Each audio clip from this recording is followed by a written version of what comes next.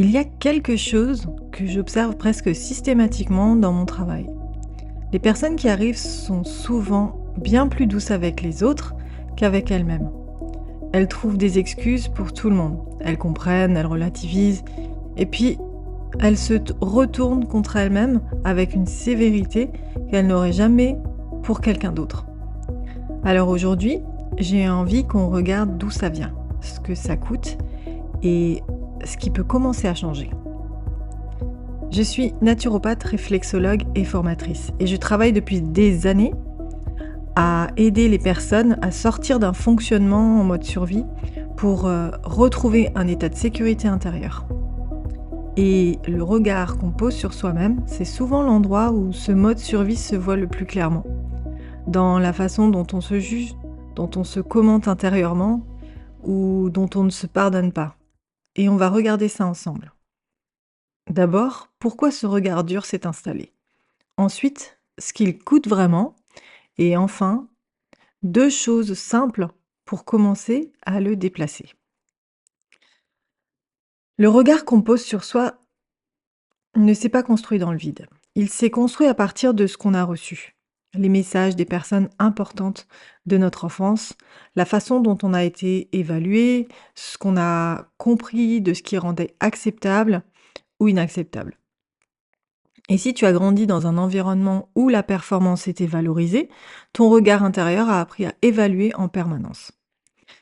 Si l'erreur était source de honte, ton regard a appris à surveiller pour prévenir.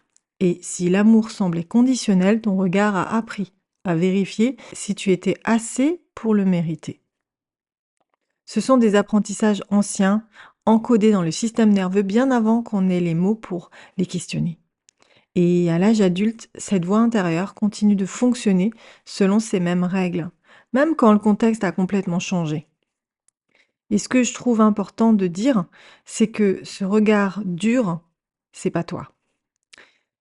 Il est ce que tu as appris à faire avec toi-même. Et ce qui a été appris peut, avec du temps et de la répétition, être réappris. Maintenant, ce que ça coûte. Parce que je pense qu'on sous-estime vraiment l'impact physiologique d'un regard intérieur sévère.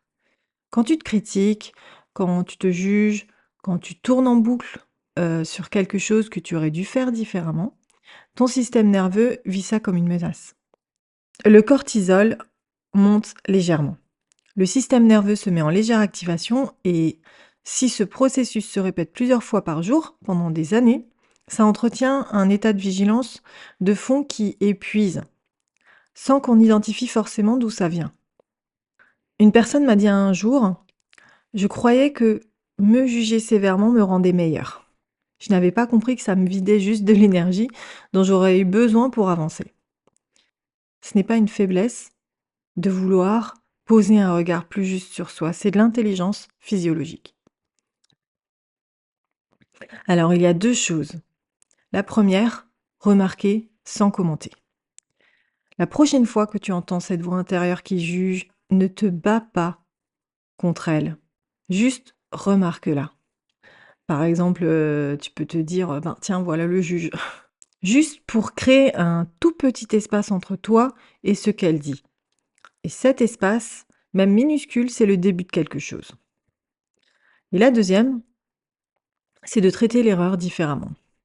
Quand quelque chose ne s'est pas passé comme tu aurais voulu, pose-toi cette question. Qu'est-ce que j'apprendrais ici si je me traitais comme je traiterais une personne que j'aime? La réponse que tu te donnes à toi-même dans ces moments-là, c'est souvent la plus révélatrice de la façon dont tu te positionnes par rapport à toi-même. Et il y a aussi une troisième chose que j'aimerais mentionner parce qu'elle correspond à ce que j'observe dans ma pratique. Parfois, ce travail sur le regard sur soi passe par le corps avant de passer par les mots. Une séance de réflexologie, par exemple, peut être un espace rare où on s'arrête vraiment, où on accepte de recevoir sans avoir à être performant, sans avoir à produire quelque chose. On a juste besoin d'être là. Et c'est parfois le premier endroit où quelqu'un s'autorise à ne rien devoir. Et ça, c'est très précieux. Le regard le plus dur que tu portes sur toi-même n'est presque jamais le plus juste. Il est le plus ancien, le plus conditionné et le plus automatique. Et changer, ça ne se fait pas d'un coup. Ça se fait dans les petits moments du quotidien, dans la façon dont tu te parles quand quelque chose ne va pas, dans ce que tu choisis de faire quand tu as besoin de t'arrêter. Si tu veux explorer quelque chose de plus concret, je propose des séances de réflexologie plantaire. C'est souvent une porte d'entrée et quelque chose qui passe par le corps avant les mots. Alors, je te retrouve la semaine prochaine. Et si cet épisode t'a parlé, partage-le à quelqu'un pour qui il pourrait résonner. Merci.